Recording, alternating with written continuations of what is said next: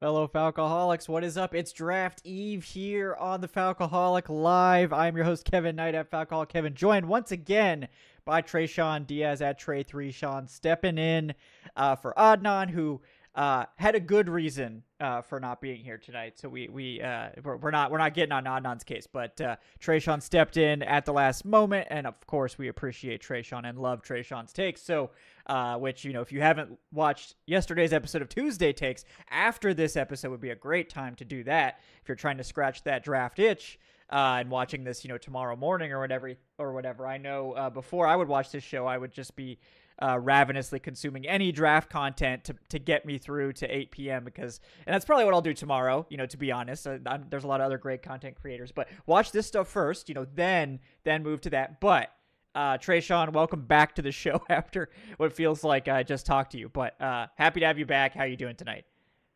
Yeah. Less than 24 hours to go. So just ready to get this thing on the road. Like you, I'm a sicko consuming all draft content possible right now. Today was a big rumor dump, which we usually see kind of like before the draft every year. So been weeding through all of that information, but excited to be here, excited to fill in, and I'm ready to save the Falcons defense with you with this last mock draft. Yes. This is our chance to save the team because if we don't do it, I'm not sure that Terry will. So maybe they'll watch this episode and get some pointers, or maybe we'll botch it horribly and we don't want them to watch it. We'll go back and delete it later, but. Either way, we're here with you, the people, to conduct one final Falcons mock draft before the draft kicks off, obviously, on Thursday night, before we dive into the show itself. I want to remind you guys that we will be live on Thursday starting at 7:30, going through the whole first round. Then we'll be back on Friday at 7, and also, of course, Saturday at noon, giving you guys the full NFL draft party experience here on the Falcoholic Live. We'll be here through the whole thing with a variety of guests. Adnan will be co-hosting with me. We'll have lots of people on throughout. So it's going to be a lot of fun. And as George Costanza mentioned, and thanks, of course, to George Costanza for this, we'll be giving away 4 $50 NFL Shop gift cards throughout the weekend. We'll have one going out on Thursday, one on Friday, and then two on Saturday, one of which is for patrons and channel members. The other 3 are open to everyone. All you got to do to be eligible to join those giveaways is you need to be here so we can actually give it to you. You need to join the Discord so we can communicate the code to you in secret. Otherwise, everyone would try to claim it at once, which that could also be a fun Hunger Games style way to do that, but we're not going to do that this time. And then, of course, if you don't mind, subscribe, follow us, all that good stuff. To be completely honest with you, I'm probably not going to check to make sure that you did follow and all that stuff. But if you could do it, that would be really nice. That would be nice. But ultimately, thanks to George Costanza for doing that. We've loved doing the giveaway. I know you guys enjoy it as well. As if you needed any other reason to watch this program during the draft. But that's going to be a lot of fun. We're looking forward to it, and another fun, hopefully, draft week here on the Falcoholic Live. So one more plug before we kick this thing off, and that is, of course, for our sponsor, BetOnline, folks. BetOnline is the world's most trusted betting platform, your number one source for all your sports betting action. Obviously, baseball season's in full swing. Seems like the Braves are maybe starting to turn it around. I don't know. I'm not a big baseball guy, but I'll leave that to you folks. We're in the home stretch for the NBA. Unfortunately, the Hawks no longer involved. They fired their general manager. Maybe there's Hawks futures you want to bet on. NHL playoffs going on as well. But really, the big thing is BetOnline has arguably the biggest catalog of draft props. So if you're a big draft prop guy, which I don't do much sports betting, I do enjoy looking at the lines and talking about sports betting, obviously, but I'm a real risk averse financial person. So I don't typically bet much actual cash, but I do enjoy looking at draft props and talking about which ones I would take if I was a gambling man. And BetOnline's got the best selection of draft props out there. They've got tons of them. I know we talked about Nick Emanwari. I know Ashton Jeanty's odds to go at 4 have shot up. At 5, they're I believe the Jaguars are the number 1 team in the odds for Ashton Jeanty. So if you're trying to get in on that hype, you can. Kelvin Banks Jr. is another one that's really shooting up the draft board. So if you think there's value there, BetOnline's got you. When you sign up, make sure to use our promo code BELIEVE. That's BLEAV to get access to the latest promotions. They've usually got some kind of deposit match or something else going on. So go check that out. Appreciate BetOnline for sponsoring tonight's show. BetOnline, the game starts here. All right, Tre'Shon, you ready to get this thing started? Anything you want to preface this with before we dive in? I don't know if this is what Terry would do, but I'm just doing what I would do. Maybe I'll preface it with that. Right. We're gonna do our best to consider, but we can't get in the mind of Terry Fontenot. As we've seen over the past 4 seasons, that is not, something that's possible. And it's really not just Fontenot either. It's probably like the entire organization. And they, to their credit, they've certainly done a good job at hiding their intentions in many of the years. I think the Arthur Smith regime was less good at hiding their intentions. But this Raheem Morris Fontenot regime definitely seems better at hiding their intentions. So it'll be interesting to see what they actually want versus all of the stuff that we've heard. But yeah, we're going to do our best, folks. That's all we can do, really. And that's all we ask, is everyone tries to do their best here in this draft. So let me pull up. I just ran a simulation on PFF, so let me get this going. Let's see. Okay. Yes. I think that is working. Yes. Okay. So we are all fired up here. We're 2 pick 15. And yeah, this one looks fairly chalky. I did one like 10, 15 minutes ago that had Ashton GT going 2. And I was like, that would be really spicy. I don't know if that's the simulation I want, but I mean, it would be different. That's for sure. I know the hype for GT has gotten out of control. But I don't think it's that out of control yet. But I do want to mention first, before we make any picks, do you make anything of this, buzz that's come on recently of the Falcons, trading up really high to get somebody? A lot of people seem to think it's Abdul Carter. I tend to think if they're going to do it, it would be for Travis Hunter, because he's the only player that I could see actually slapping the generational label on, even though Abdul Carter is really good. You think there's anything to all these rumors? The planes going back and forth to Colorado. Yeah, when I look at the teams that would be able to trade out, it's like New York seems like, that's the one everybody has linked. I don't know. It's hard for me to imagine that New York's going to pass up on Abdul Carter or Travis Hunter, because they're going to have the option of picking one of the two. But we talked about it. This regime's a bit of a wild card. Raheem was here in the Dimitrov era, and if Thomas Dimitrov were here and we heard these rumblings, I'd be like, yeah, you know what? They might do it, because that's a classic TD move. He loves to just get rid of his draft picks. So, I'm going to say overall, I think it's a bunch of smoke. I think New York's trying to drum up some, a market, if you will, for themselves here. And Atlanta's a name that would make sense moving in the opposite direction, but it's hard to imagine we're going to give up the entire draft, because I think that's what it would take. Yeah. I mean, the entire draft and future firsts, as much as I wouldn't support trading up for either of these guys, to be clear. I think it's just too expensive. But with Travis Hunter, I get it, because this is the only player that I can ever remember being someone who was the number one player at 2 different positions. Maybe you're arguing that you really think you can get to maybe 1.5 elite players worth of value out of this one player, and that's unprecedented. That's not something we've ever seen. I would think you would probably be he's gonna play corner, and then we'll use him as a wide receiver as much as we can, but obviously he's not gonna be able to play every snap. But most wide receivers don't play 100% of snaps, so you could use him in sort of high leverage situations or in 3 receiver sets or whatever. And I get it that he's that type of truly rare player, where it's this type of guy has never come around before, may never come around again. We think this guy can be a blue chipper at 2 spots, and this is just this is an unprecedented type of player. We'll do what we have to do to get him, and we think this is a Hall of Famer. Okay, obviously I get it. I don't know that it's wise still, but like he's the one that I guess I could see that type of return being justified. Yeah. I don't know, man. I don't think it's gonna happen, but I'd maybe do it for both of them. There's Carter's very good. superstar talent on that side of the ball that honestly I feel like, but it's not gonna happen, and I don't think it's the right move. No, like it's not the right move, not this year, not with this draft class where it feels like you can get a handful of foundational pieces if you play your cards right.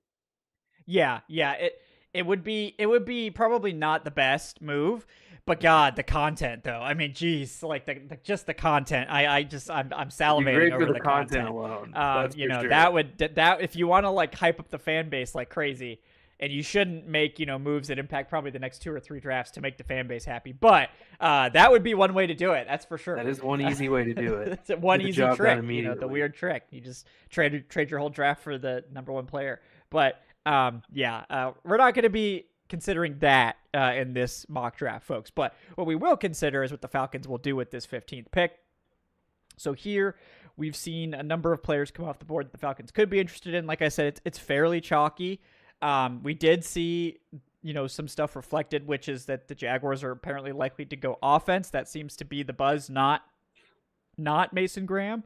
The Jaguars go Tet here. And then it seems like the buzz is that the Jaguars are going to go G&T, but we'll see. And then the Raiders go G&T.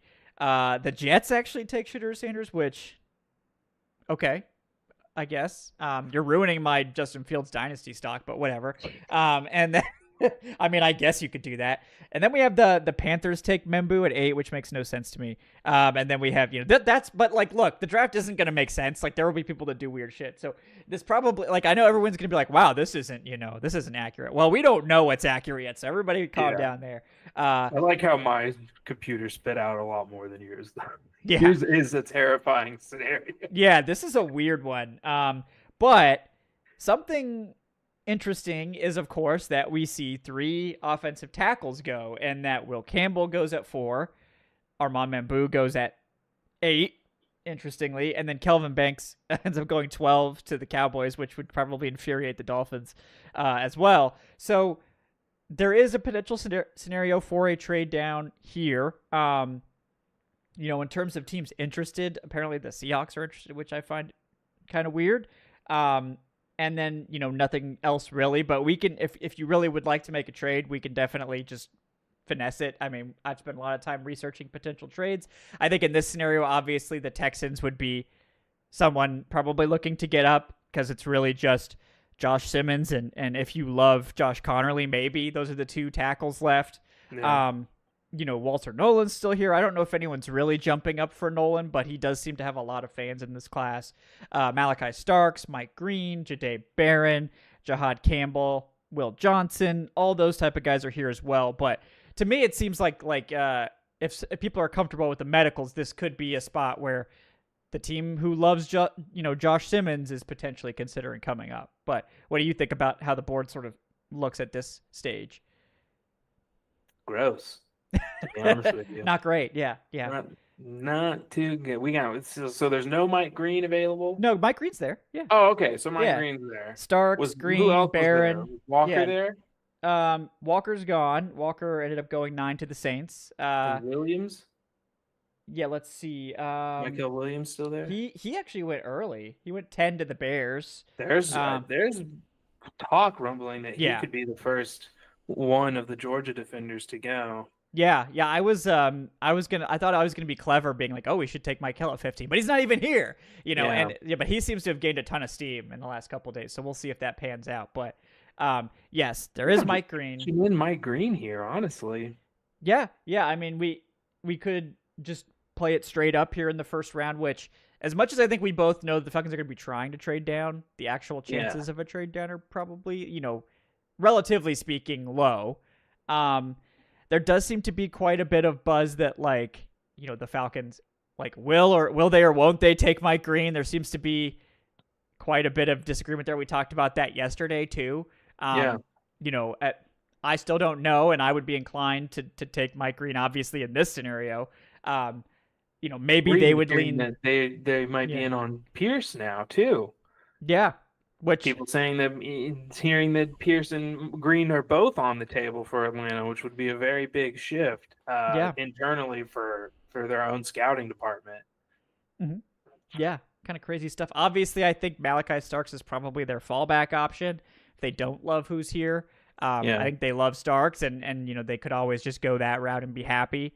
Um, yeah, Barron's here too. Everybody knows I love Barron, but I'm not gonna push Barron on everybody either. Jahad Campbell. man, the board fell in such a really weird way. I wouldn't think Barron would be here. Oh man, Yeah, yeah. with more of the tackles going, I it's love yeah, Barron.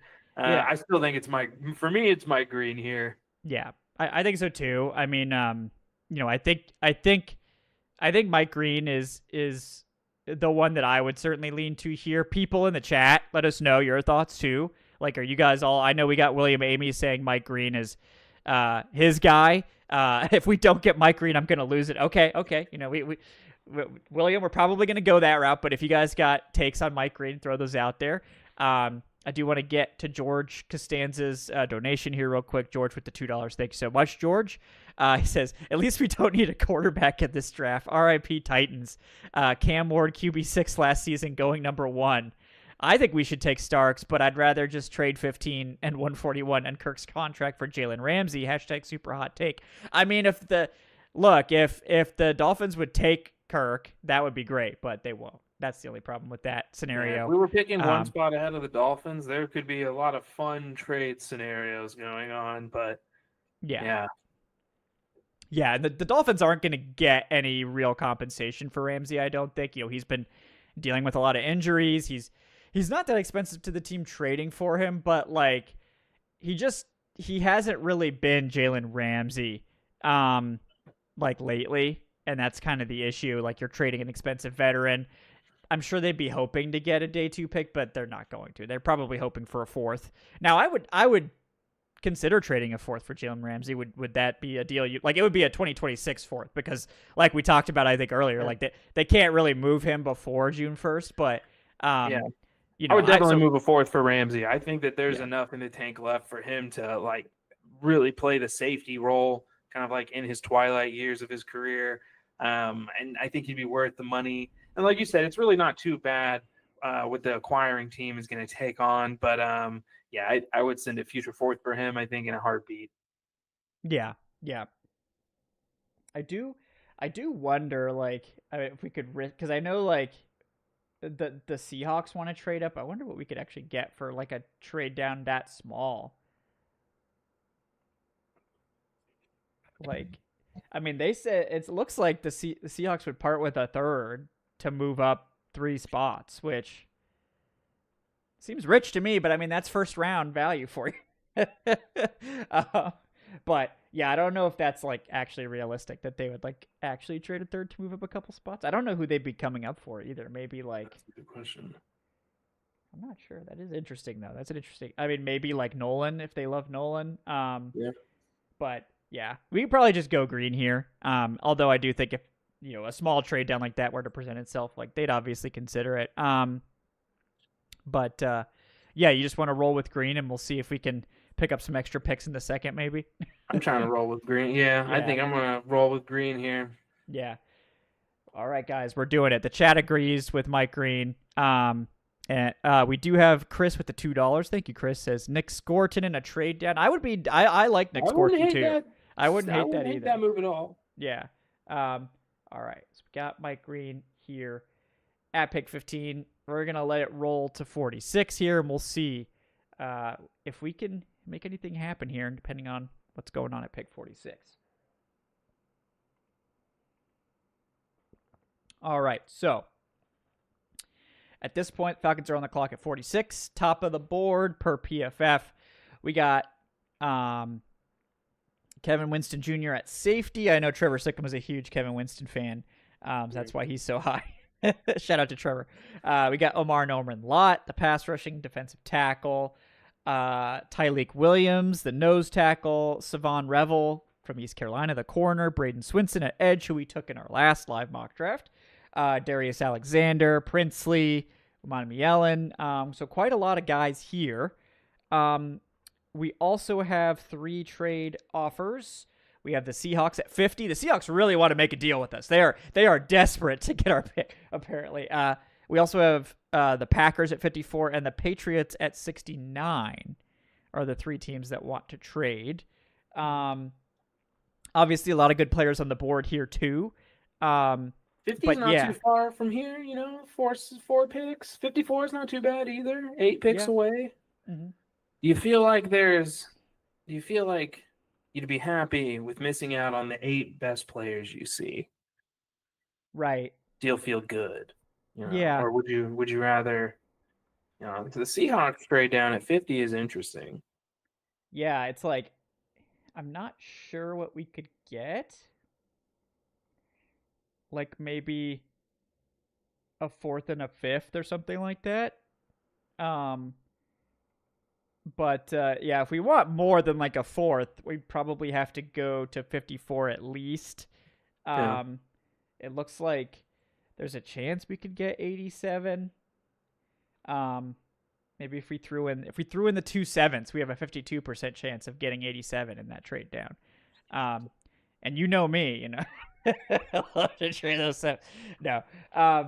But and I know the Patriots were aggressively looking to get up from 69. Funny enough, they have our 3rd round pick. We could get our 3rd round pick back, Tre'Shon. We could get 77 back. And they won't give us 77 and a 4th. Wow. But they would give us 77 and a 5th. Hey. They would give us 77 and a 5th, though. I'd take it, honestly. Yeah, I mean, that's not bad. We do have to trade down a lot, but like we talked about on Tuesday, I wonder what was this for? Wait, which was this? This one is the Patriots at 69, so it's quite a drop. But we could get a relatively like middle of the 3rd round. So we would get 69, we would get 77, and then we'd get 144, which is like a top of the 5th pick. In this scenario, I guess I'm just asking myself if Jared Wilson makes it. I feel like he makes it to 69. I think so. And like pick 69, that's going to be a Hall of Famer. I mean, that's just how that works, right? I mean, you can't miss on 69. I feel like they'd have a great chance. I don't hate picking up 77, 69, and a 5th in this scenario. I think that's fine given what they need. I think the more picks they have in this class, the better. And picking up a day 2 pick in this scenario is what they need to do. So I think that's what it's definitely like I think they're really going to be trying to trade down aggressively from 46 if they don't get it done in the 1st round. Yeah. Because like we said, they just don't have picks. And at this point, like, obviously you don't love going all the way out of the 2nd round, but 69 is like the 3rd pick of the 3rd round or something. I mean, it's basically like you're just a couple. I think it's like 2 or 3 picks into the 3rd round, so it's basically a late 2nd. But we basically be gambling to try to get this try to get Jared Wilson at 69. But it's definitely a gamble here because it's a weak center class. So yeah, there could be another team that But I don't know, Kevin. I'll let you make the final call here. If not, then just figuring out who we take at this spot. Maybe we should be maybe we should gamble it. We should let it right because our jobs aren't on the line. We're just a bunch of guys on the internet. But I think let me check the other 2 trades real quick because I think the Packers we might be. Yeah, I'm not sure if we could get 87 from them or not. It says it's got a 40. If we throw in 242, it's got a 46% chance of getting 87 from the Packers. Should we see if they'll make that trade, and then if they won't, we could go to the Patriots? Sure, why not? What's a 7th? What's a 7th, really? It's and the 3rd's not as good, but also the 2nd's better. So, all right, we're gonna check it out. We're gonna try. They didn't accept it. What the hell? All right, I'm gonna give them 218 instead. Give them 218 this time. All right, we're gonna sweeten it slightly more. All right, they did it. They did it for 218. We sweet talked them. Great job, everyone. Yeah. Okay. So we get We get 54 and 87 in exchange for 46 and 218. Now we only have to make 1 7th round pick. So everybody wins, really.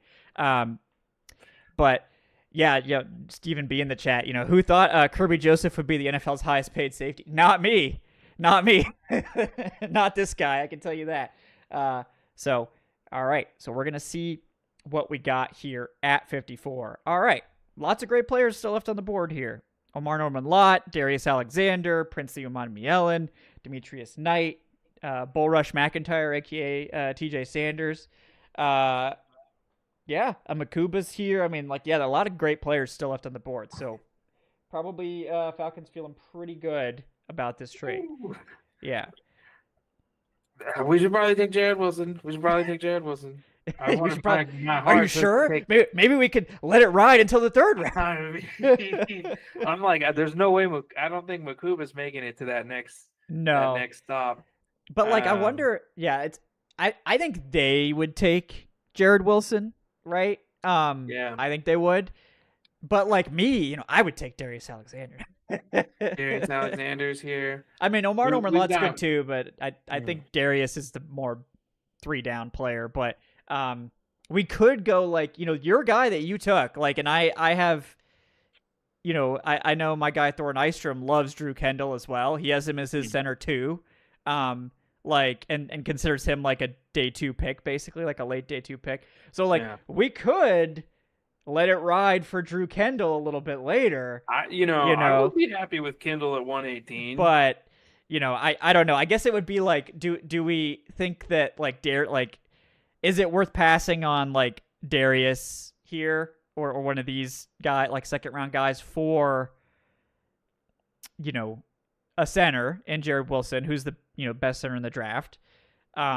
Or should we just prioritize center and see if we can get the defensive tackle later? Because I think they do need defensive tackles still, but it's not as big of a need as center, obviously. We got a pick right after this that we can spend on that defensive tackle. That's true. We may just not want to risk it and just go for the center need. And I think Jared Wilson's kind of underrated. He's underrated on this board. I think he's probably going to be a 2nd round pick when it's all said and done. I think we cash Wilson in here. You don't cut corners on the O-line. Yeah, it's fair enough there. I think that Wilson is certified, he is, like you said, if we're getting the best player at his position at pick 69, I think you feel good about that. I think that's the right move. I'm happy with that. All right. And we finally get that Georgia Bulldog. We got your Georgia player. Everybody wins. Yeah, we got your Georgia player. I know people were asking about corner as well. Corner's big need. Quincy Riley's on my mind for this next pick, but so is CJ West. I'm I finally got that 3rd round pick. Yeah, this is your time. Yeah. No, corner's kind of cleared out. I think Darian Porter is the only one at the top of the board here. It kind of cleared out. If Savon Revel was still here, I would consider him, obviously. But we will see. But for now, we're going to go with the Georgia Bulldog, Jared Wilson here, to solidify that center spot with a player that fits the Falcons very, very well. So we're moving on to the 3rd round pick we've acquired now from Green Bay, pick 87. And your boy, CJ West, sitting right there at the top of the board. Love it when a plan comes together. We also got Ozzy Trapilo at tackle, if we're looking for that. Lathan Ransom at safety, Vernon Broughton from Texas, Jack Sawyer at edge, Jordan Phillips still there at defensive tackle as well, Charles Grant, who's picked up a lot of steam as a developmental tackle. Any other names you want me to look into here? Let's see. I know CJ West is your guy. So yeah, CJ West is my guy. And he's also the top of the board. So, we'd be... we've been waiting to get CJ West in a draft all offseason. CJ West, and it's here. I will check the DBs. Folks are asking about DBs. DBs have just kind of cleared out. We got Dorian Strong. I do like Jacob Parrish, but I think this is kind of where you're probably going to have to take him. But it's I think the value's better on CJ West right now. Let me check safety too. Okay. I'm doubting our guy Makuba's not there, but Lathan Ransom, RJ Mickens, and Jonas Sanker are the next three. But I think we may have to wait till that fourth rounder and see if we can get a DB there or something. Because if we get CJ West, a lot of times that fourth rounder is Cameron Jackson, or Jamari Caldwell. So if we get CJ West here, that could be a great spot. But I know you love CJ West, so tell the people why they should love CJ West in this spot. CJ West is probably one of the few guys in this class, in my opinion, who, when people talk about a Grady Jarrett replacement, like has the actual attributes and skill set to do that. But he also offers a little bit more from a nose standpoint than Grady did, where Grady was really great at being a penetrating nose tackle, kind of just shooting his gap. He wasn't really asked, to hold his blocks, to two gap, to do a lot of that kind of work. But that's something that CJ West can do. He's very, very good at taking on double teams. He's a really good understanding of leverage because he's not the biggest guy, but he is just strong as an ox. He moves well, and he offers them pass rush ability from the interior as well. And he's just somebody I think they can plug into the rotation day one and not have to worry about. Really big on him. He was easily the best or second best player at the Shrine Bowl, hands down. Yeah, it's really nice. What you want to see from DTs is high single-digit run stop rate, and if you can get double-digit pass rush rate, that's usually pretty good, especially for nose tackles. CJ West is the rare nose tackle that's got both. He's got an 11.4% run stop rate, which is 98th percentile. Yeah. And that means on 11% of his run stopping plays where he was playing run defense, he made the tackle or the tackle for loss himself. Himself. Yes. That's a lot of plays, guys. And the pass rush, he was also over 10%. So, this is a guy that he's not going to be a big sack guy, but he can get you 20 pressures, 20, 25 pressures from the interior. So, good for him. And, also someone who did play A and B gap stuff. He's not just a nose tackle. He's versatile. But I like CJ West. I'm glad that the computer gods have given us an opportunity to finally draft CJ West, because I know he's been one of your guys forever. So we're going to go get that nose tackle here in CJ West, who the football gods have granted us in the third round. So we'll see what's left for Atlanta here at 118. We're flying through this draft. Great work, Tre'Shon. All right. Here at pick 118, the Falcons have the choice. Another one of your guys, Danny Stutzman, at the top of the board. Isaac Tesla at receiver, Jonas Sanker at safety, Kobe Bryant. I know a lot of people in the chat were mentioning Bryant. That's an intriguing one. David Walker at edge, Jeffrey Bassa at linebacker. I know a lot of people were asking about DBs. Let me pull that up. We got Kobe Bryant and Mello Dotson, the Kansas boys. I know Justin Wally from Minnesota has been picking up a lot of steam. He's not someone I've watched at all, but I know there's a lot of people that are really interested in him. He's kind of risen up. Skyrocketing up boards right now. Yeah. I know Robert Longerbeam has fans as a slot. Elijah Huzzy, another guy that we've talked about on here as a nickel. He's probably someone you might be able to get a little bit later, but the Falcons don't have any more picks. So that's gonna be hard to pull off. They have the one. Riley, we have another name. Yeah, Quincy Riley. Yep. I know he's lower in this one, but his they show his average pick is around the 157 spot. He's a guy that I think could push up. If you're looking for a pure slot. Yeah. That absolutely, and I do like Kobe Bryant. He's got to put on 10 pounds, but in Atlanta, he may not have to play this year. He might actually have a chance to go get in that weight room and put on 10 pounds before he has to start. Now I don't know that he's someone that's going to really help out their slot, rotation, but as someone who can provide depth outside and has, I think, starting upside if he can just gain some weight. I really like him as a slot option, to be honest. He could be. Like I think he's got the ability to play in there, and I saw him in person, and like he is thinner, but he's not like a Forbes looking situation in my opinion. I feel like Skinniest Kobe ankles I've ever Bryant. seen on Forbes is Manuel like, Forbes. yeah, Yeah. Forbes is like I don't know, man. Like his bones were most of his weight, whereas like Kobe Bryant, you can see like a healthy layer of muscle. The guy's just on the leaner end. I do think he'll gain some weight, but I'm like when you watch his game and watch how he compete, you would have never guessed he was like that much underweight compared to his competition. Yeah, I'd believe it. And the only other DB I'd throw in here is Sanker from Yeah. Virginia. I've liked Sanker. I haven't actually drafted him ever, but he's just a good third safety, I think. Like he's versatile, he can do it all. He's big, 6'1", 210. He's got the size to play in the box.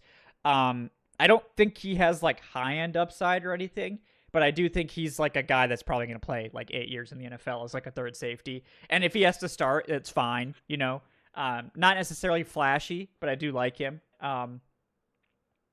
But yeah, I mean, what do you think here, Trish, on any of these guys stand out to you? I know we mentioned Stutzman at the top too, in terms of guys that are here.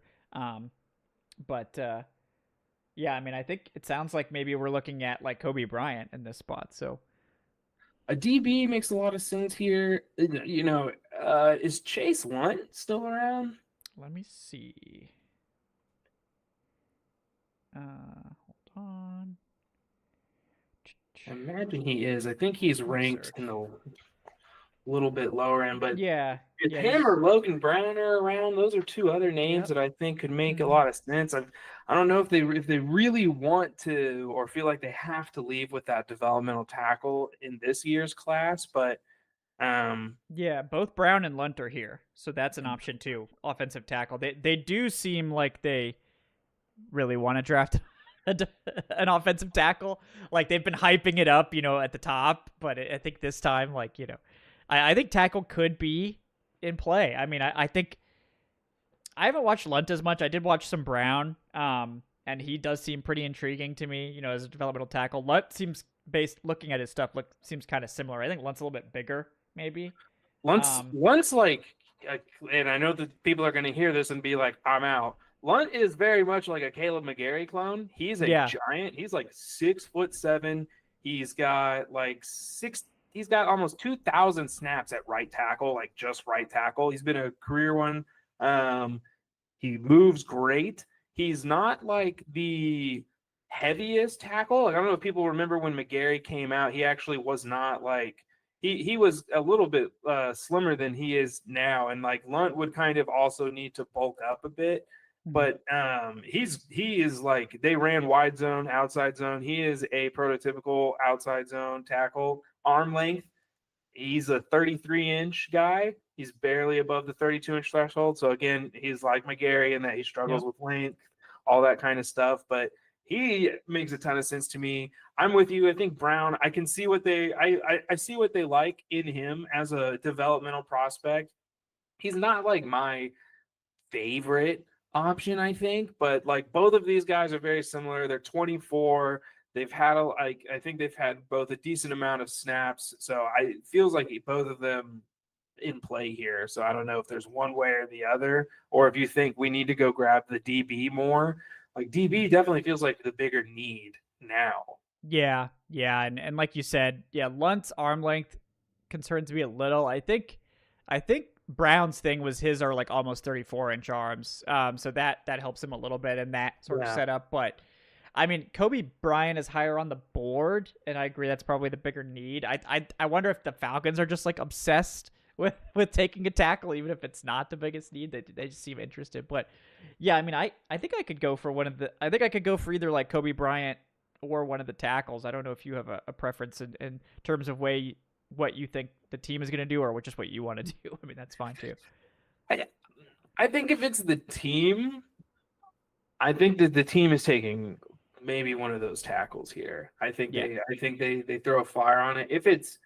But I do like, this is the weird thing about pick 118 for them, because like almost everybody's going to be considered a reach, but it's here, and then we get to the 7th round, and we don't have any other options. So when I see guys that are like low on the board, but I think maybe fit the Falcons like DB wise, what they like more, like Elijah Huzzie and Quincy Riley, I think they would like more than Kobe Bryant as prospects. Yeah. So this 118 is going to be a weird pick on draft Yeah. night. They could really use that 5th rounder because they'd probably be better off just seeing which one of these guys falls to the 5th round or whatever and taking them there. But Yeah. because they just have this pick. Now we could try to get crazy and try to like trade future picks to get back up at some point. You know, if you want to get crazy, we can, you know. There's no rules in this mock draft. Like this is draft eve. We can do whatever we want. But yeah, I mean, I agree with you. Like, I think they lean offensive tackle if they're just going to have this pick and then the 7th rounder. But to me, like, I'd probably have, like, Sanker, like, as highest on my board out of all these guys we're talking about. But I don't know if they view the need like that. Like, I just don't know. But let's see. You know, we're on the clock. The clock's ticking. You know, it's all coming down to this. I guess. I guess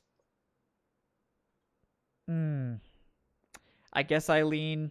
I don't know. We could. People said see what the trades are. Like we could see if anybody like. Yeah. Because given that we don't have a strong conviction, you know, I wonder. The Rams want to trade. They're at 127. The Saints, we would never do that. The Jets at 145. That's too far. Let's see what the Rams would give to get up here. So they would. We could get 190 back. We could get our 6th rounder back. Yeah.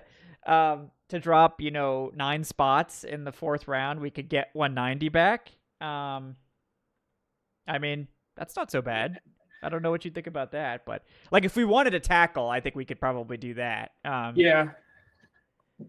Yeah, I don't honestly like this is the pick I always struggle with when I get to mocks because I don't necessarily know if they're going to be focusing on like, you know, impact player here. This kind of feels like who do they personally just love the most among all of the guys left?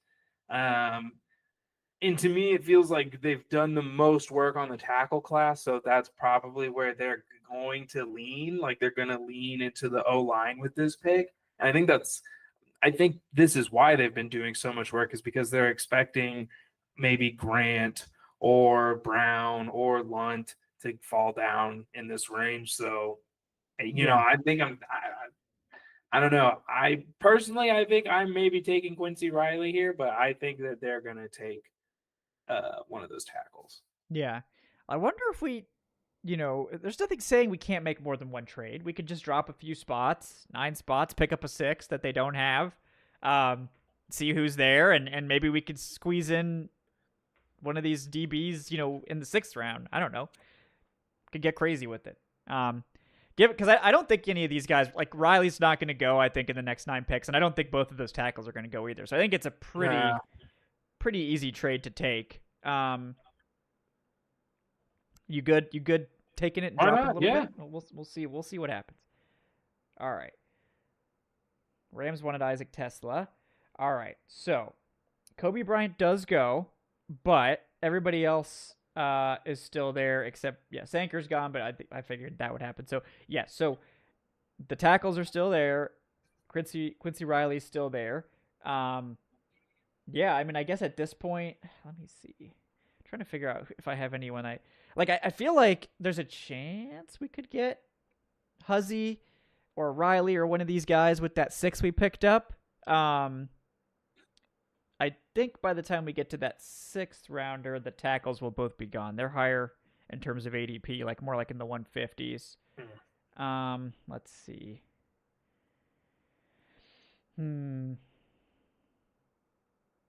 Yeah. I don't know. We're back to the same decision, you know, back to the same place we were a minute ago. I guess at this point, I think they're probably I think if we were the Falcons, they'd probably take Brown. But I don't know. I don't have conviction. What does the chat say? Chat, what do you guys say? You want, you guys want, yeah, I think Lav says agree, tackle now, go for DB in the 6th. All right. Lav has spoken. We'll let the people decide. Yeah. All right. Let's do it. We're gonna do. Don't listen to us. We're clueless. No, you don't say that now. I was about to make the pick. All right. I think you guys nailed it. I think it's a tackle. I think you guys nailed it. Yeah. I think so too. So we'll go with Brown, but I think Lunt's a good one to bring up too. I think he's kind of a similar one they could consider. All right. 2 more picks here. 190 that we just picked up from the Rams for a small trade down, and 242 to get that priority UDFA in the door. Colin Oliver went just in front of this pick. I know that would have been somebody you were yeah. He's right. been there for me. I know. I was like, oh no, he's not. Yeah. Unfortunate, but all right. Let's see. We got. I think all those guys we talked about are gone. Riley went at 182. Let's see where Huzzy went. Did Huzzy go even? Wow, Huzzy went in the 5th. Big grats to Huzzy moving up the draft board. All right. Let's see. So we got a couple quarterbacks at the top here. Kyle McCord, Quinn Ewers, I do actually like Kyle McCord, but, and this is like actually a fair place to draft him, but I don't know if maybe they love Easton Stick. I don't know. I'd be cool with McCord here. Yeah. Got McCord. Let's see. We got Corey Black, Zoff Frazier at corner. So that group has cleared out, unfortunately. Man, where did Caleb Ransaw go? He must have gone way earlier. Why are all my guys going early? Who updated this mock draft board? Who updated this? That's not cool. At any rate. Yes. All right. Let's see what else we got. Oh no, Caleb Bransaw's still here. I like Caleb Bransaw. They visited with him. Yeah, he's like a nickel. Terry's alma mater. Yep. He's a nickel / safety for a Tulane guy. Yep. I think Ransaw is definitely in play here. Like I said, I like McCord. I don't know if they're really looking at I don't know if they're really looking at quarterback or not in this draft, like adding someone late. I mean, maybe it's just a UDFA thing. Yeah, I know Carlos mentions Denzel Burke from Ohio State. I know he's got a lot of fans. Hey, Deion Walker. Look, at this point, I would consider Deion Walker. I know I said, like, I was out on Deion Walker like a month ago when he was going in, like, the 2nd round. In the 6th round, we can talk about Deion Walker. That's crazy that he's all the way down to the 6th round now. I don't think it's crazy. I think people just kind of I just mean no, I know what you mean. Yeah, I know what you mean. Yeah, we went. You're not saying round 2 to now round. Yeah, like, no, man, that is a brutal drop. I feel like early in the process, we saw the Senior Bowl, so I think for us it was like, oh, he's not gonna keep going at that point. If you weren't there and you just saw the size and the hype, you'd be like, oh, this is a day 2 pick. Yeah, like they showed him next to Willie Lampkin in a picture, and I'm like, why didn't they show Willie handling it in like all of practice? Because that's what happened. That's what happened. Yeah, Cameron Jackson is gone. They actually updated Cameron Jackson in the PFF simulator to be like a 4th round pick. So no more slam dunk 7th round nose tackle we for talked me. about that yesterday. They killed that dream. Yeah. Maybe it'll happen in real life. I know someone asked about Riley Mills. He's still there from Notre Dame. He is still there. Let's see. Yeah, I mean, I think if we're trying to model after Bashul, Tootin's fallen far too. Like I would take a shot on Bashul Tootin here. I mean, geez. I mean, even as your returner. I mean, if he just needs to stop fumbling, but if I could trust him not to fumble, he could be my returner. Yeah. Man, I love me some Jaden Blue. Yeah, I like some Jaden Blue. He might already be gone. Oh, he's definitely gone. Yeah, I like Jaden Blue. This is such a good running back class. Can't hold on to the football. Right. It's been a perfect class to just have like a 6th, like a full complement to just spend on a running back, just like one pick, like on day 3. But no, we can't have that. We can't have nice things, people. Yeah, I guess I guess I feel like maybe it would be Ransaw given the connection. Drew Kendall's still here. Want to double up at center, I think he's going to go earlier given what I've heard from people there. I think he's definitely like it's one of those guys where it's going to be like people are going to feel it came out of nowhere, but like he's been hyped up for a minute here. Yeah. Zeke Biggers, your boy, the big man himself. Although we did get CJ West, so it's not really necessary. Yeah, we don't really have to attack the interior. Yeah. But hey, I guess I'd go Ransaw, but I'm curious if you have a take on somebody else here. Adding Ransaw to the room would be solid. There's nobody that's really filled the void of Justin Simmons yet, and I think Ransaw could legitimately see some snaps. I think that there isn't he would be able to find his way onto the field. So I'm not against that move at all. Yeah, they've shown interest, that's basically as good as we can do at this point in the draft, guys. Is well, they did visit with this guy. That's as far as we got yet. They gave him a call. They gave him a call. They've reached out to his representation. We'll do that, and we'll see what the options are here at our final pick, our priority UDFA pick at 242, Caleb Ransaw. I've been trying to get Ransaw on here. This is our we finally get some of these guys in a mock draft because usually Ransaw's always gone by 218 or whatever, so I can never draft him. And you guys might be saying well, can't you just say that he was there and just draft him anyway? Yes, but that would defeat the fairness of the mock. Okay, yes, I could just pretend, and you guys would never know. But no, I have to respect the integrity of the mock. Okay, I would never do that. I definitely have done that before, but not for Caleb Ransaw. So. Let's see. All right, we're up at 242. Last pick. We flew through this. This is the fastest 7-round mock I think I've ever. If it's under 90 minutes, we done a great job. Let's see. All right, a couple quarterbacks at the top. Curtis Rourke. Man, I feel like he had hype early in the process, and that evaporated. But that was short-lived. It evaporated. That's nature intended. Yep.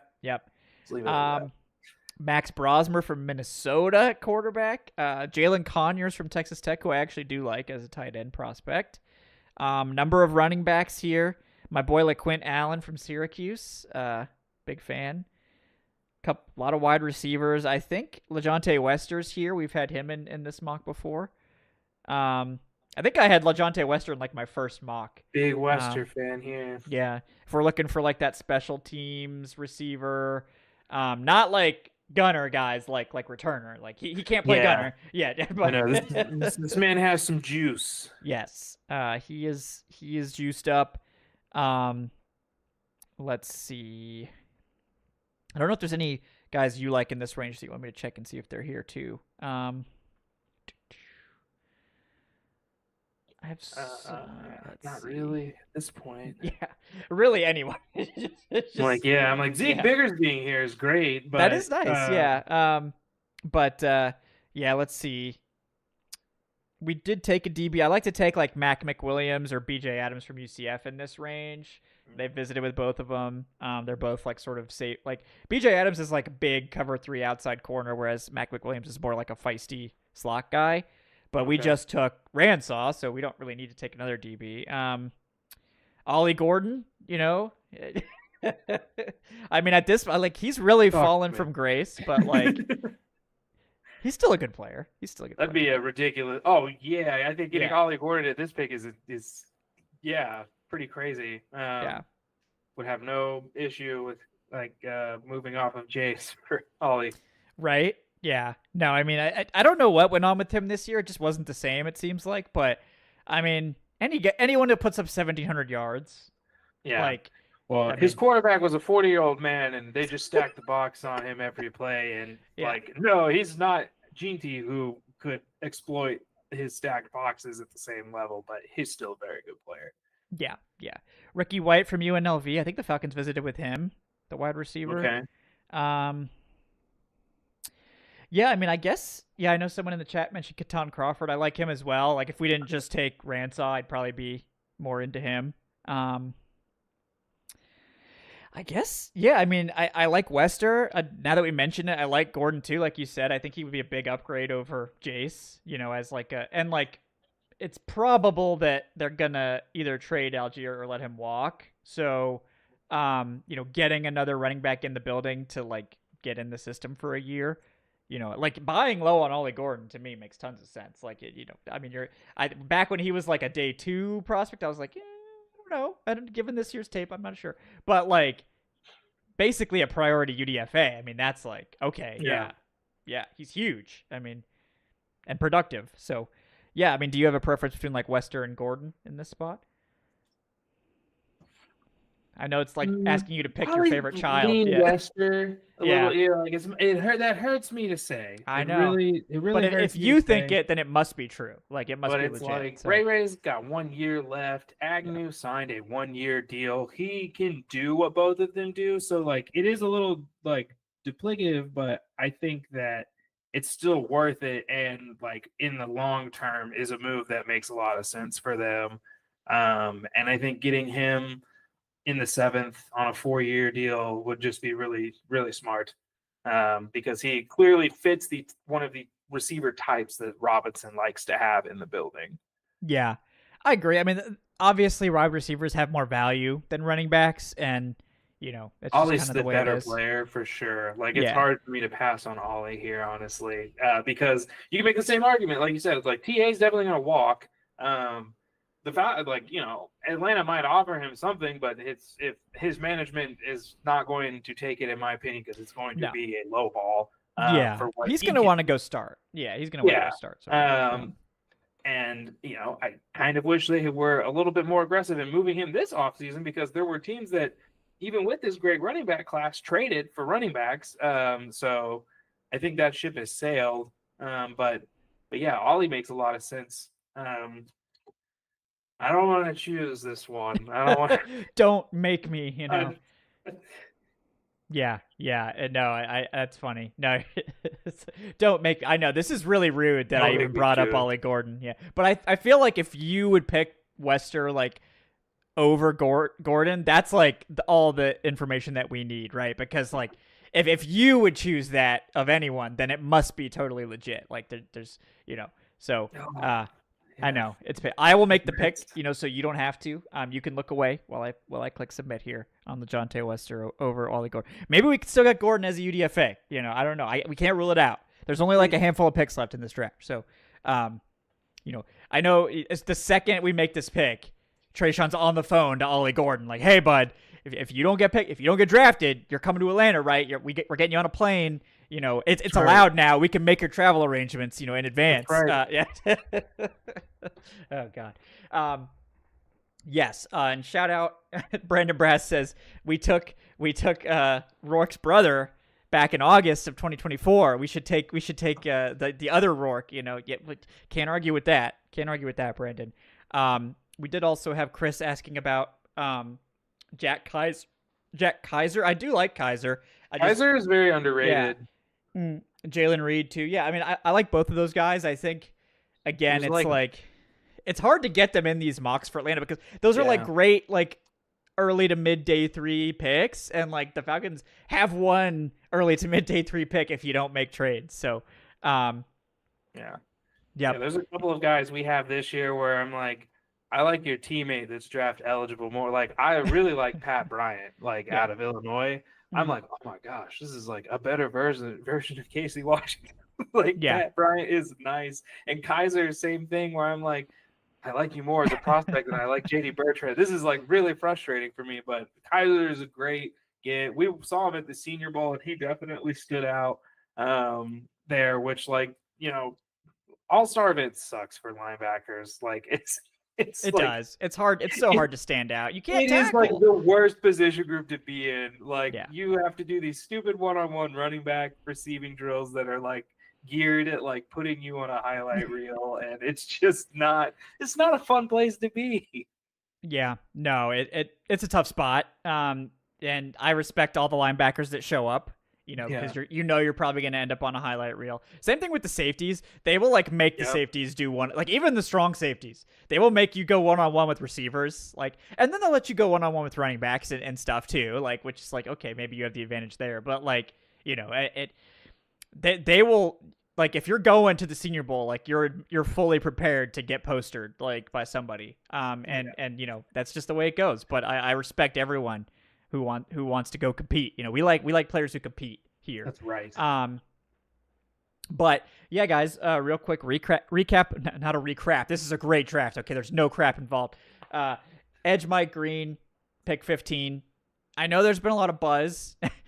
Shout out to Abixis. Yes, yeah, I've been called a poopy pants on the internet. That's correct. Some people think the Falcons don't love Mike Green, and they might be right. A lot of people also think the Falcons do love Mike Green. I don't know the answer. I don't think anyone else on Twitter knows the answer either. I'm perfectly comfortable taking him at 15. Will the Falcons have him at the top of their board? Who the hell knows at this point? That this is the best we can do. It's our best guess. If a trade doesn't materialize and he's there, he certainly makes sense from an on-field perspective. Off-field, it's up to Atlanta to figure out that stuff. Then we did pull off a trade down from the second round pick. The Packers came up. The Falcons sent them pick 46 and pick 218. Moved one of those sevens. Great job. For pick 54 and a third rounder, pick 87. Then we took our center of the future in Jared Wilson at pick 54. Love that pick. Again, like the simulators consider that early, but like we talked about it. Like, I mean, I just don't think he's making it out of the second round. Like, there's just not enough centers. It doesn't make sense. Especially like, like the only big knock against Wilson is experience, because nobody is saying that what they saw on his tape was bad. They're just saying like they just would feel better if he had 2 years of starting under his belt instead of just one. And if that's like, if that's really, I think the big issue you have, then it's really like, it's the kind of player you can feel good about reaching on, if you even want to call it a reach, because again, the only pure center, or one of the few pure centers in the class, he's center one based on the film. It's hard for me to be mad at the team for making that move. Yeah, no, me too. He's also just a perfect fit for this system. He's not going to be a fit for like gap teams, like teams that just want to run gap and power. Like, he can do it, but that's not his strength. That's just really not his game at all. And maybe he could develop into that. He's quite young still, obviously. So, for Atlanta, where they're going to be running zone probably 65, 70% of the time, he's going to fit perfectly. And he was a great pass protector. Like, that's the hardest stuff to teach. I don't think he allowed a sack this year. Maybe one. I mean, a couple of pressures, no sacks. I mean, he's what you want. He's got the right. And that's really the thing, is like, there's a lot of good centers in this draft. They just all have short arms. Like, every single freaking one, except for Jared Wilson, has short arms. Like, Drew Kendall's got 32-inch arms. Like, Willie Lampkin's got like 31-inch arms. I mean, like, Jake Majors has like 30-inch arms. I mean, it's nuts. Like, Jonah Monheim has less than 32-inch arms. Like, they all have short arms. I don't get it. Every single one's got tiny arms. So, if you want one that doesn't have short arms, you got to draft Jared Wilson. So that's just where we are. Yeah, I'm with you. And again, you don't cut corners on the O-line, and I would much rather them overdraft somebody like that than go with just the Ryan Newsel route and say, hey, it looked good enough for 8 games. Yeah. Let's call that the plan. I don't love that, like, at least get him some competition. Yeah. Which, like, we talked about the Drew Kendall route. We talked about other options, but, to me, it's just – I think it's really strange, but I do think it's part of the smoke of like, oh, the Falcons are so focused on tackle, even though Drew Dahlman is the biggest free agent loss for them of the offseason. When you talk to everybody about what was the biggest loss for Atlanta, it's not Grady that's brought up first, it's Dahlman. So I don't know. We'll see. Yeah, I agree. It's that was the biggest loss, no doubt. We did manage to pick up with that third rounder, Tre'Shon's guy, CJ West, nose tackle, getting in here. 3 down nose tackle, perfect 4-3 nose tackle. Love that pick. Good one. Finally got him into one of these mocks. Then we get to pick 118. The Rams give old Terry a call, and they're like, hey, we need to get up there. Can we, send you a 6th in exchange for moving down a little bit? And Terry's like, hell yeah, let's do it. So we do that. We move down to 127, pick up a 6th rounder, get one of their targets anyway, maybe a developmental tackle in Logan Brown from Kansas there. Then with that 6th rounder, turn around and draft defensive back Caleb Ransaw from Tulane, who they visited with. Versatile sort of slot safety defender, good depth player. Like I think he's a good safety 3 type. Possibly a depth slot defender guy. I'm interested to see how they would deploy him. I know some people have him as like a safety, like a box safety. Some people have him as a nickel. I'm curious how he would get utilized. But with our final pick, we forced Tre'Shon to decide between his one true running back love in Ollie Gordon or LeJontay Wester from Colorado, another one of his guys. And if you missed that, guys, you got to go back and watch it, to watch Tre'Shon struggle with this. But Tre'Shon did arrive at LeJontay Wester, so I had to respect that. And we went with LeJontay Wester to possibly get a great special teams guy and sort of gadget / yards after catch threat here in Wester, who was very good this year. Like, there's no doubt about that. So, looking back at the whole draft, you still feeling good about it, Tre'Shon? I feel pretty good about it. I think the best thing we did was the impact we immediately brought to the front 7 with the CJ West and Mike Green picks. The biggest problem that everybody had with last year's draft picks, outside of like the initial shock of taking Penix, was the fact that they didn't see any of the draft picks play last year. And I think both of these two are guys that can play right away. There's really no excuse for why. It did make a lot of sense from like the slow playing of Rook. It did look like he was more of a project coming out. I was a bit surprised with how Dorless was slow played to an even greater extent. But, I think those guys taking a step this year, and then we add these two to the mix, I think you're really helping out your defensive front, and I think that's just going to also make life easier for the guys on the back end, and of which we added Ransaw, who I think, like you said earlier, I think he's a bit of an underrated pick there. He's a guy that I know they've looked at closely, and we know Terry has the Tulane connection, so that pick makes a ton of sense to me, and I think that's probably one of the other ones that I like the most out of this draft class.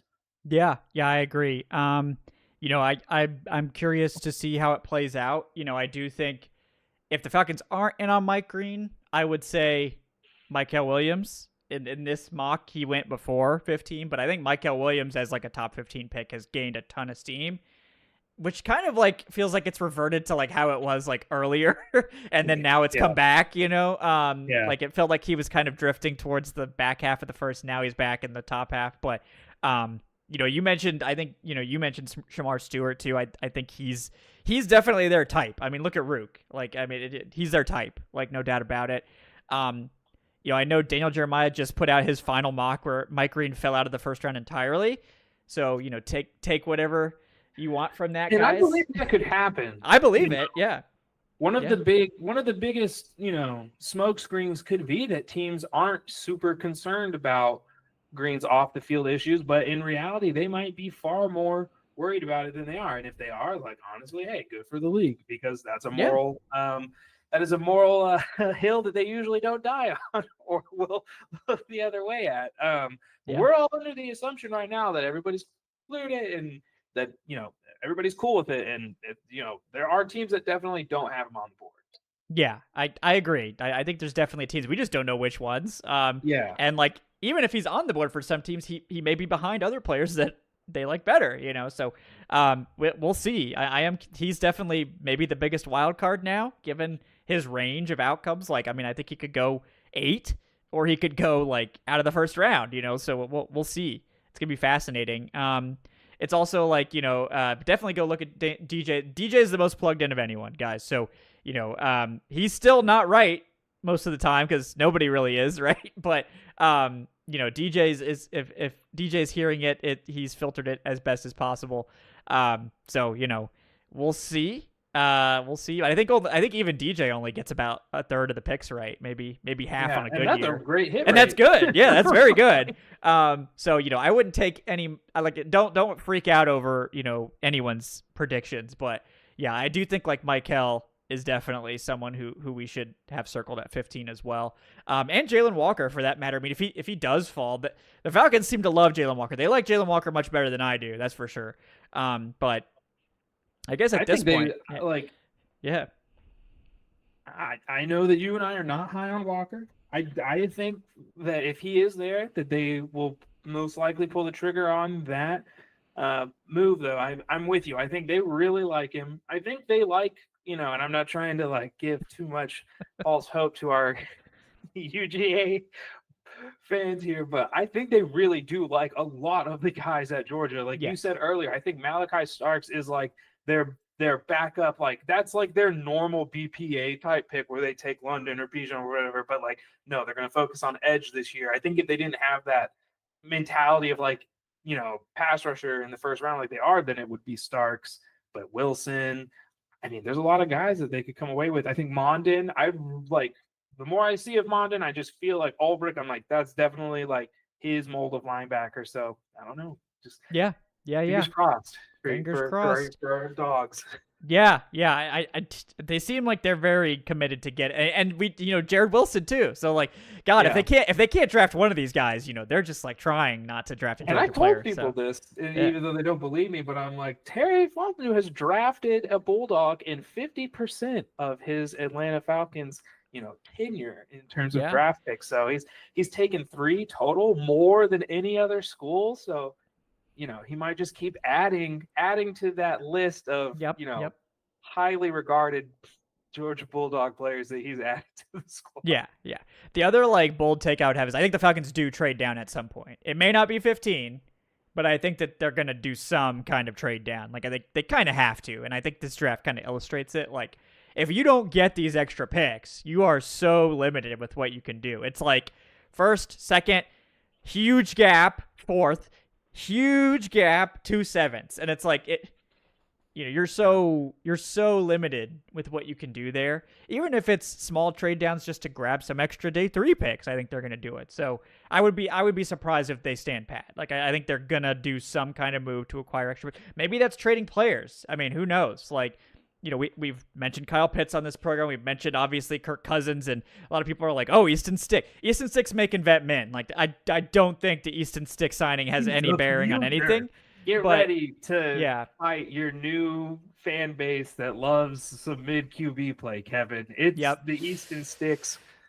It's them. I don't know what to call them yet, but we're going to come up with a name. We had names for the Mariota mommies and everything else. We're going to find one.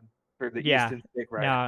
No, I'm already formulating. We're gonna work on that. But as you guys can see, the Falcons are in a tough spot. But they can work the board to pick up extra picks if they're willing to do so, and if the deals materialize. There's a lot of, obviously you can want to trade down and somebody else doesn't want to come up, and that's kind of where you are. That's why I think in the first round it's totally up to sort of who falls, and that sort of thing. So.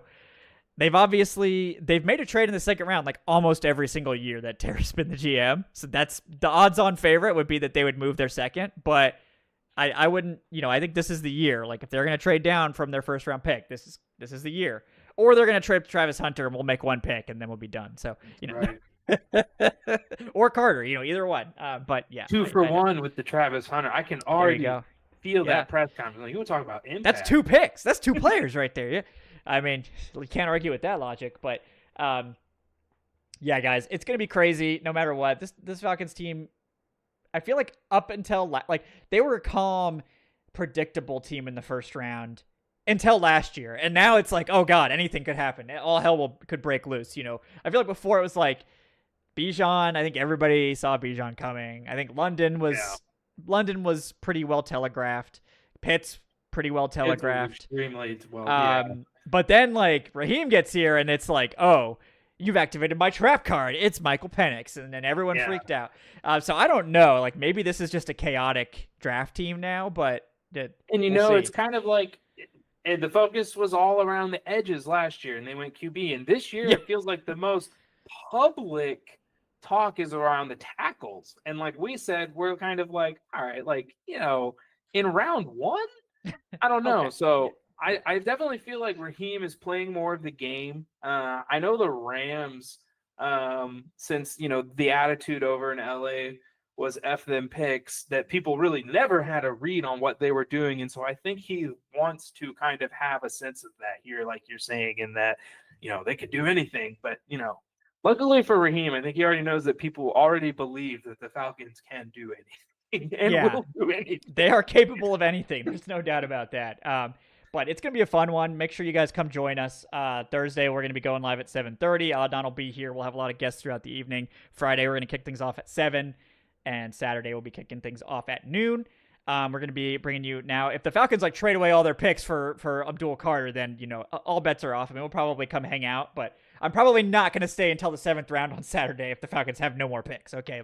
I'm going to put that caveat out there right now. But 118. Yeah. We're going to, that's when the trade down start happening. We're going to go from 118, 144. Yep. Then we're going to go 144 to 160. Yep. Love it.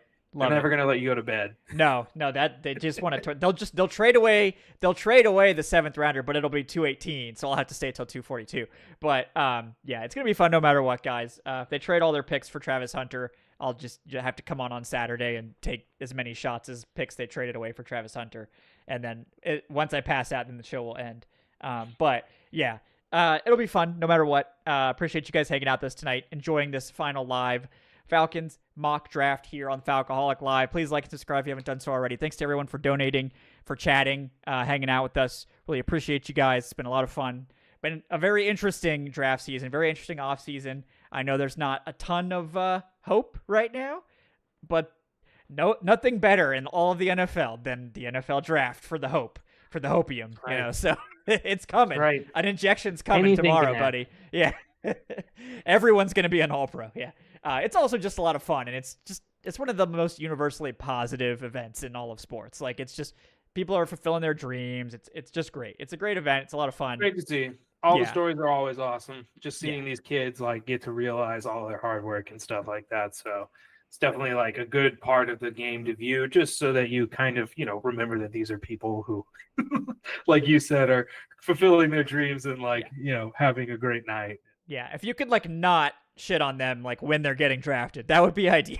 They're the happiest day of their lives. If you must, don't tag them. Don't be that guy. Never tag players. To tag them. They already name search. It's already brutal enough. You don't want to be the guy that tags the players, especially on draft night too, because we don't know what is going to happen. We are obviously doing our best to predict and project, but we have no idea what's going to happen. So they could make it work.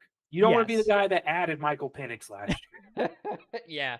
Yeah, you don't. No, just don't at players in general. Whatever. No need. Don't do it. It's not cool. Okay. But we appreciate you guys. It's been a lot of fun. Been a fun draft season. Obviously, things are just getting started for 2025. We'll be back with more coverage, obviously, over the next couple of weeks, recapping the draft, having on some great guests. We'll be talking about the picks, all that. But before we get to any of that fun stuff, got to have the draft itself, and that kicks off tomorrow night. So we will see you guys here at 7:30 Eastern. Remember the giveaway. Tell your friends, tell your buddies. It's open to anyone that follows the 3 easy steps that we outlined earlier in the show. And we look forward to hanging out and seeing these picks with you guys. So until then, thanks again to Tre'Shon for making the time tonight, coming in to be our pinch hitter here. He's at Tre'Shon, also at Tre'Shon.io on Blue Sky. And of course, I'm Kevin Knight at Falcoholic. Kevin, like I said, guys, subscribe. If you want to support the show, you can do so on Patreon or on the YouTube channel memberships. We appreciate all our supporters as well. And we will see you guys less than 24 hours now for the 2025 NFL Draft. Can't wait. See you guys then. Have a great night.